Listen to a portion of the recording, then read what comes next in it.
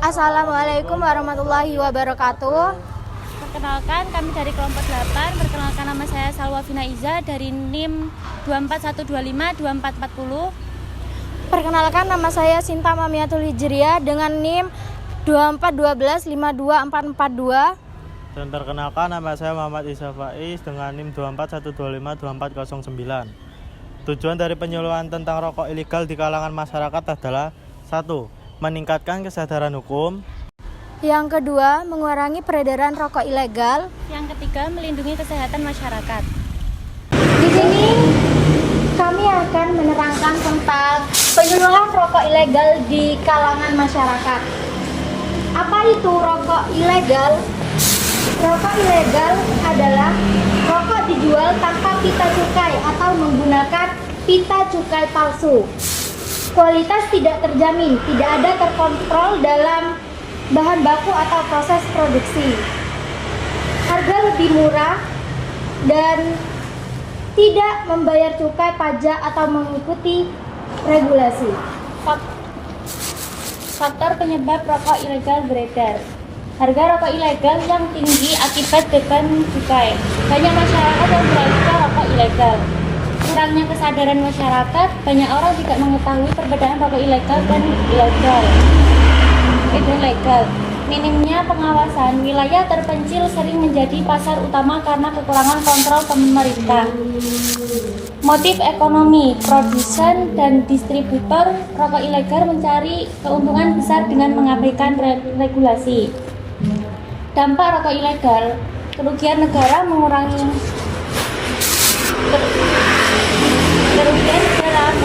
pendapatan dari cukai yang seharusnya masuk ke kas negara. Persaingan tidak sehat merugikan produsen rokok ilegal yang mematuhi aturan. Banyak kesehatan, rokok ilegal seringkali menggunakan bahan baku yang tidak sesuai standar, sehingga berpotensi lebih berbahaya bagi kesehatan. Mendukung tindak kriminal, produksi dan distribusi rokok ilegal sering terkait dengan jaringan kesehatan terorganisir. Untuk upaya penanggulangannya sendiri, peningkatan pengawasan melalui operasi gabungan dengan aparat Bea Cukai, kepolisian dan instansi terkait, dan edukasi masyarakat, memberikan edukasi bahayanya rokok ilegal yang berkeliaran di masyarakat, dan memberikan hukuman berat kepada produsen atau distributor rokok ilegal.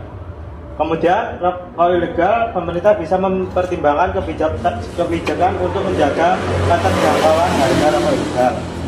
Masyarakat memiliki peran penting dalam membantu pencegahan rokok ilegal.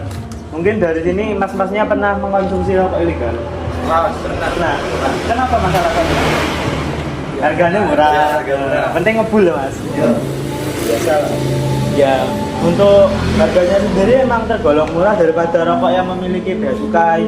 Tapi kadar nikotin dan tarnya itu sulit diketahui, Mas. Itu yang merugikan sampai sendiri. Dan itu juga membahayakan buat kesehatan. Tapi ya memang benar sehat di dompet, tapi ya membahayakan paru-paru Masnya sendiri. Untuk Mas Agus di sini pernah membeli rokok ilegal? Di mana, Mas? Di toko. Oh, di toko. Kenapa, Mas? Kenapa kok mau ngerokok ilegal? Mungkin dengan rokok ilegal tuh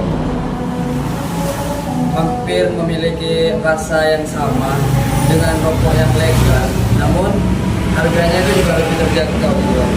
Oh, berarti lebih praktis rokok ilegal ya daripada yang legal. Iya kan? Kadang malah lebih enak ya kan, Mas? Terus untuk mempertimbangkan kebijaksanaan untuk menjaga keterjangkauan rokok ilegal, masyarakat bisa melapor atau melapor kepada pihak berwajib. Dan ajakannya, mari bersama-sama menjadi masyarakat yang peduli, cerdas dan bertanggung jawab. Jika Masnya sudah kapan hari sadar, bisa diingatkan yang jual itu. Tapi ya, emang enak rokok ilegal itu, rasanya bervarian.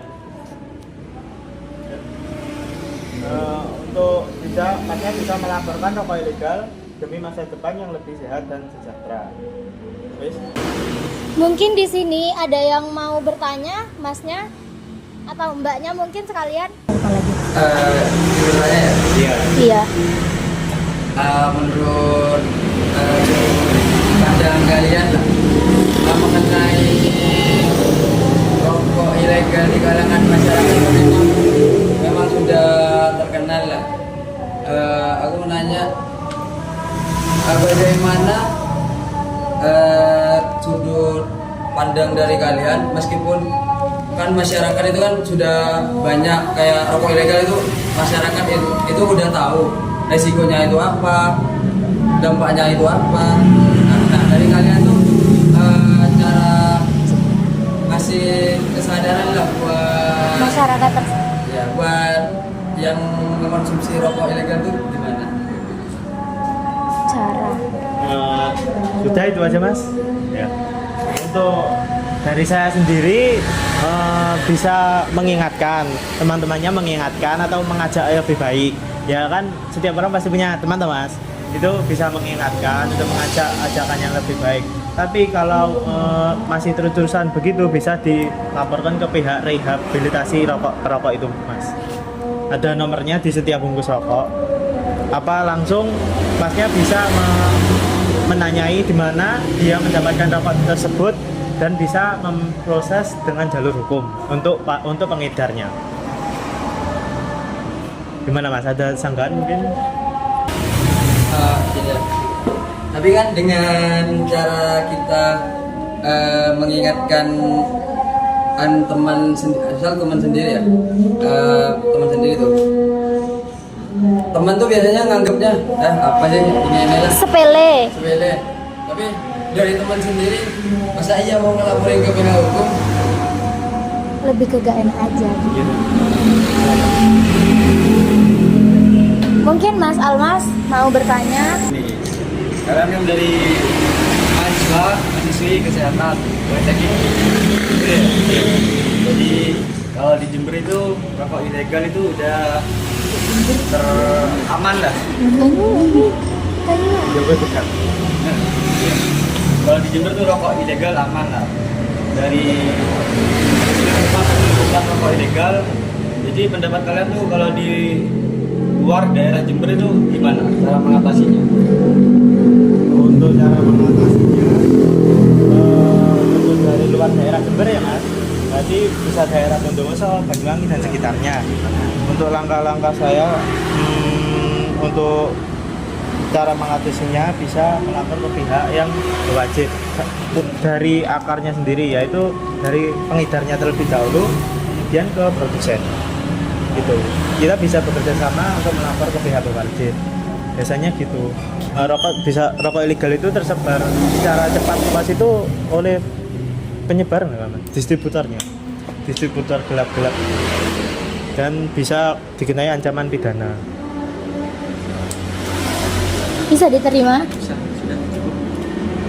Untuk kita sendiri mau bertanya kepada mas-masnya, barangkali bisa menjawab, yaitu apa saja faktor yang menyebabkan rokok ilegal itu cepat berkembang di masyarakat menurut pendapatnya mas-masnya? Dari harga juga murah. Harga murah. Harga murah. Terus biasanya rasa enak, bervarian. Sama kayak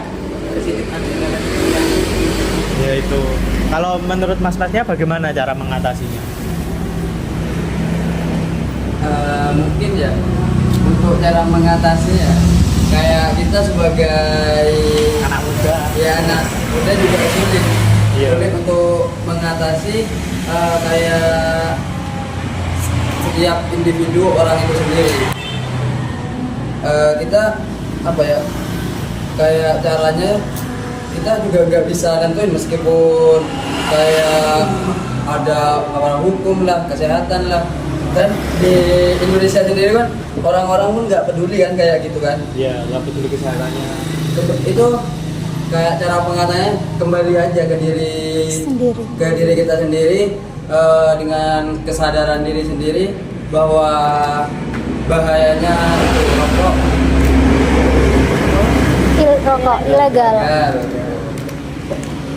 Terima kasih Sekian presentasi kami hari ini. Apabila ada kekurangannya, kami memohon maaf yang sebesar-besarnya.